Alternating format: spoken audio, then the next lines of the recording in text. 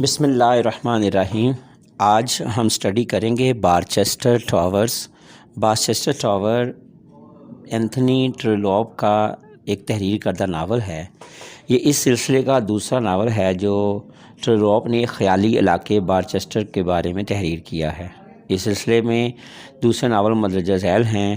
ایک تو دی وارڈن ہے جو 1855 میں شائع کیا گیا، دوسرا بارچسٹر ٹاور ہے جو 1857 میں ہوا، پھر ڈاکٹر تھرون ہے۔ ڈاکٹر تھرون جو ہے وہ 1858 میں، فریملی پارسنیج 1861 میں، دا اسمال ہاؤس ایٹ ایلنگٹون یہ 1864 میں، اور لاسٹ جو تھا وہ دا لاسٹ کرونیکل آف بارسٹ 1867 میں شائع ہوا۔ یہ سب کے سب ناول جو ہیں وہ اینتھنی ٹریلوپ نے لکھے تھے، اور ان میں سب سے زیادہ جو شہرت کا حامل ناول تھا وہ بارچسٹر ٹاور تھا۔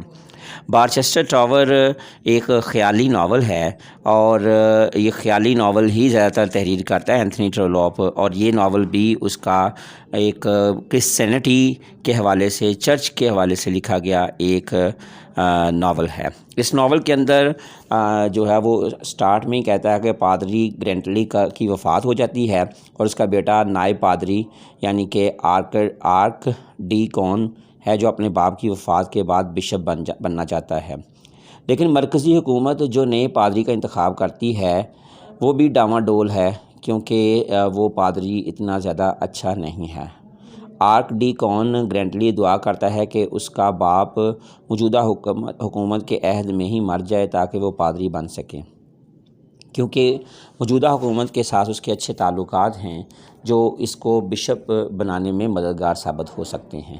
لیکن قسمت کی ستم ظریفی یہ ہوتی ہے کہ بشپ گرینٹلی عین اس وقت مرتا ہے جب مرکزی حکومت ٹوٹنے کے قریب پہنچ جاتی ہے۔ یہاں پر یہ بات بھی قابل ذکر ہے کہ نئی حکومت آرک ڈیکون گرینٹلی کو بشپ مقرر نہیں کرتی، بلکہ ڈاکٹر پروڈی کو نیا بشپ مقرر کر دیتی ہے۔ اس طرح آرک ڈیکون گرینٹلی کی امیدوں پر پانی پھر جاتا ہے۔ ڈاکٹر پروڈی ایک جورو کا غلام شخص ہے، وہ وہی کچھ کرتا ہے جو اس کی بیوی مسز پروڈی اسے کرنے کو کہتی ہے۔ مسز پروڈی چرچ کے معاملات میں مکمل طور پر اپنے کنٹرول میں لے لیتی ہے۔ وہ تعلیم اور تبلیغ کے ایونگیلیکل نظریہ کو فروغ دینے کی کوشش کرتا ہے، اور اس کی بیوی بھی اس کا ساتھ دیتی ہے۔ اس مقصد کے لیے وہ مسٹر سلوپ کو بشپ کا نائب پادری یعنی کہ کیمپلین مقرر کرتا ہے۔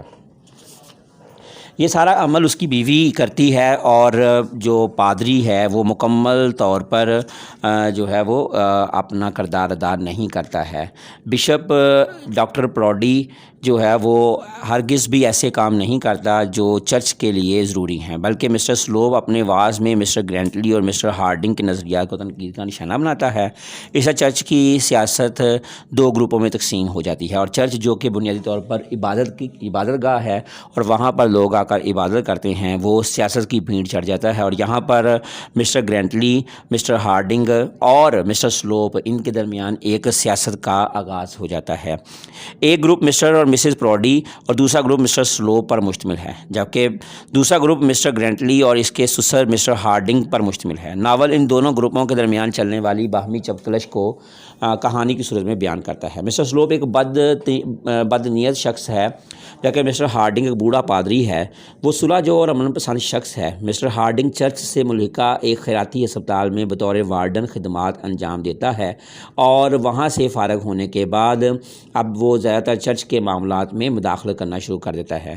جب اخبارات نے بطور وارڈن اس کی غیر معمولی تنخواہ کے بارے میں اسکینڈل چھاپنے شروع کیے تو اس نے اپنے عہدے سے استعفیٰ دے دیا اور خیراتی ہسپتال کو مکمل طور پر خیر باد کہہ دیا۔ تاہم اس کی خواہش ہے کہ اسے دوبارہ ہسپتال کا وارڈن مقرر کر دیا جائے، چاہے اس کے لیے اسے کم تنخواہ ہی کیوں نہ ملے۔ مسٹر سلوپ ہارڈنگ کو وارڈن کی پوسٹ پر تقرری کی پیشکش کرتا ہے، لیکن اس کے ساتھ کئی شرائط عائد کر دیتا ہے۔ وہ مسٹر ہارڈنگ کو بتاتا ہے کہ تقرری کی صورت میں اسے ہفتے میں کئی مرتبہ عبادت کا انتظام کرنا ہوگا اور سنڈے سکولز بھی چلانا ہوگا۔ اس طرح مسٹر ہارڈنگ اپنی عمر اور بڑھاپے کے پیش نظر معذرت کر لیتا ہے، کیونکہ اب اس سے اتنا زیادہ کام نہیں ہوتا۔ دراصل مسٹر سلوپ مسٹر کوئرفل کو اس پوسٹ پر تعینات کرنا چاہتا ہے تاکہ وہ چرچ کے معاملات کو کنٹرول کرنے میں اس کی مدد کر سکے۔ مسٹر ہارڈنگ کے انکار سے اس کی راہ ہموار ہو جاتی ہے۔ اب یہاں پر کہانی میں ایک اور ٹوسٹ آتا ہے کہ مسٹر پروڈی نے اپنی بطور بشپ تقرری کے بعد ایک اور قدم یہ اٹھایا کہ اس نے مسٹر سلوپ کے ذریعے اعلان کروایا کہ تمام غیر حاضر پادری اپنے فرائض کی ادائیگی کے لیے حاضر ہو جائیں۔ انہی غیر حاضر پادریوں میں سے ایک پادری ڈاکٹر ویزے سٹین ہوپ بھی ہے، جو عرصے سے اپنے فرائض اپنے نائبین کو سونپ کر اٹلی میں سکونت اختیار کر چکا ہے۔ چنانچہ اپنے ڈاکٹر سٹین ہوپ کو بھی وہ اپنے 3 جوان بچوں کے ساتھ واپس لوٹنا پڑا ہے۔ اس کے بچوں کے نام ایتھل برٹ اور میڈلائن اور شارلٹ ہیں، جسے بارٹی بھی کہتے ہیں۔ شارلٹ اس کی سب سے بڑی اور سمجھدار لڑکی ہے جو گھر کا سارا انتظام سنبھالے ہوئے ہے۔ ایتھل برٹ یا بارٹی ایک نکمہ اور غیر ذمہ دار لڑکا ہے جو آرٹ میں دلچسپی رکھتا ہے، جبکہ میڈ لائن ایک خوبصورت نوجوان لڑکی ہے جسے اس کا اٹیلین ہسبینڈ چھوڑ چکا ہے۔ اس کے خاوند نے اس پر تشدد کر کے اس سے چلنے پھرنے سے معذور کر دیا ہے، چنانچہ اب وہ جہاں بھی جاتی ہے اسے ایک صوفے پر بٹھا کر لے جایا جاتا ہے۔ وہ اپنا تعلق اٹلی کے شاہی خاندان سے بتاتی ہے اور خود کو لا سائنور میڈ لائن ویزے نیرونی کہتی ہے، حالانکہ اس کا شوہر ایک مہم جو شخص تھا جو پوپ کی حفاظتی گارڈ میں صرف کیپٹن تھا۔ میڈ لائن مردوں کو آسانی سے اپنی طرف قائل کر لیتی ہے اور ان کے ساتھ تفریحاً محبت بھی کرتی ہے۔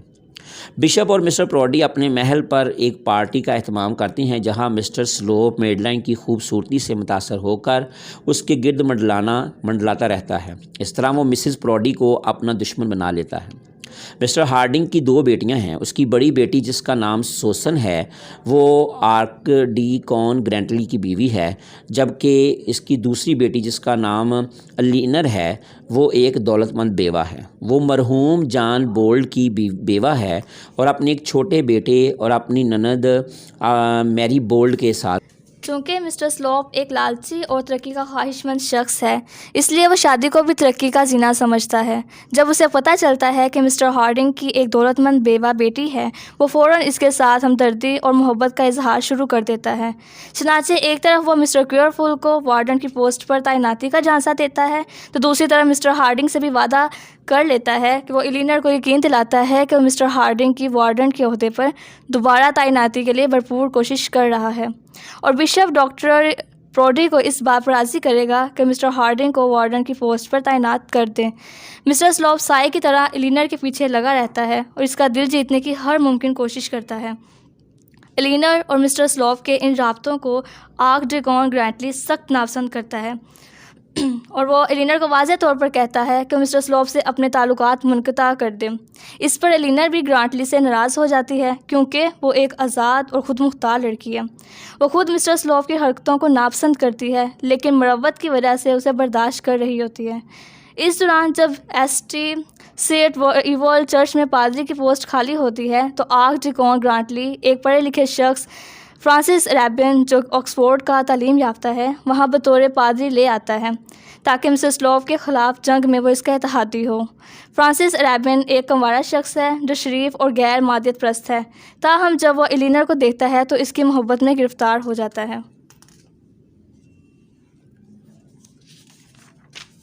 دوسری طرف سٹین ہوپ کی بڑی اور سمجھدار بیٹی شارلٹ یہ اندازہ لگاتی ہے کہ اس کا بھائی بارٹی جو بالکل نکمہ ہے کبھی کچھ نہ کر سکے گا، چنانچہ وہ بارٹی کو ترغیب دیتی ہے کہ وہ الینر سے شادی کرے تاکہ اس کی دولت پر قبضہ کر سکیں۔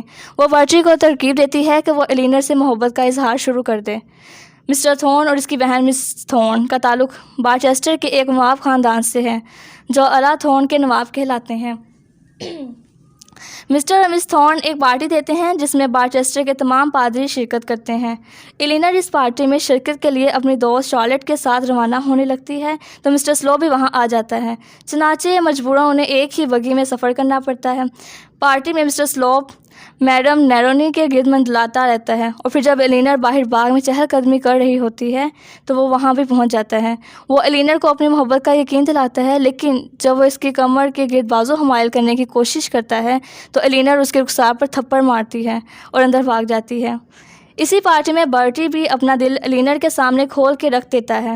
وہ اسے بتاتا ہے کہ اس کی بہن شارلوٹ چاہتی ہے کہ میں الینر سے شادی کر لوں تاکہ اس کی دولت ہتھیا سکوں۔ اس پر الینر سیخ پا ہو جاتی ہے اور بےعزتی محسوس کرتی ہے۔ یہاں پر کہانی میں مزید ٹوسٹ یہ آتا ہے کہ اس رات جب ڈاکٹر اسٹین ہوپ کو بارٹی کی اس سادہ دلی اور بیوقوفی کے بارے میں پتہ چلتا ہے تو وہ بارٹی پر سخت ناراض ہوتا ہے۔ وہ اسے حکم دیتا ہے کہ وہ گھر چھوڑ کر چلا جائے اور اپنی روٹی خود کمائے۔ چنانچہ بارٹی خود گھر چھوڑ کر واپس اٹلی چلا جاتا ہے۔ اس دوران ڈین آف بارچسٹر مر جاتا ہے اور مسٹر سلوپ اپنے اس عہدے پر تعیناتی کے لیے ہاتھ پاؤں مارتا ہے، لیکن اب مسز براڈی اس کی سخت دشمن ہو چکی ہے اور اسے ڈین کے عہدے پر تعیناتی تو درکنار اسے کیمپلین کے عہدے سے بھی الگ کر دیتی ہے اور اسے حکم دیتی ہے کہ جتنی جلدی ہو سکے وہ بارچسٹر سے چلا جائے۔ چنانچہ مسٹر سلوپ بارچسٹر سے لندن چلا جاتا ہے جہاں وہ اپنے ایک دولت مند مرحوم دوست کی بیوہ سے شادی کر لیتا ہے۔ اب بارچسٹر کی ڈین شپ کے لیے مسٹر ہارڈنگ کی پیشکش کی جاتی ہے، لیکن مسٹر ہارڈنگ اس پیشکش کو قبول کرنے سے انکار کر دیتا ہے۔ آخرکار آرک ڈیکون گرنٹلی کی کوششوں سے فرینسس اریبین کی اس عہدے پر تعینات ہو جاتی ہے۔ اس دوران الینر بھی مسٹر اریبین کو پسند کرنے لگتی ہے۔ یوں دونوں کی شادی ہو جاتی ہے اور ناول کا اختتام کچھ اس طرح سے ہوتا ہے کہ مسٹر کوئرفل کو چرچ کے خیراتی ہسپتال کا وارڈن مقرر کر دیتا ہے، جبکہ مسٹر ہارڈنگ ازراہ مہربانی اس کے ساتھ ہسپتال جاتا ہے اور ہسپتال کے عملے سے اس کا تعارف کرواتا ہے۔ اس طرح مسٹر ہارڈنگ اپنے اخلاص اور عاجزی کی وجہ سے اپنے دوسرے مذہبی افراد کے مقابلے میں مختلف نظر آتا ہے۔ یہ تھی ایک کہانی جو کہ بیسیکلی مکمل طور پر خیالی کہانی ہے اور اس کا حقیقت سے کوئی تعلق نہیں، تاہم مصنف اس کہانی کے ذریعے سے اپنے ملک کے مذہبی حالات کے اوپر تنقید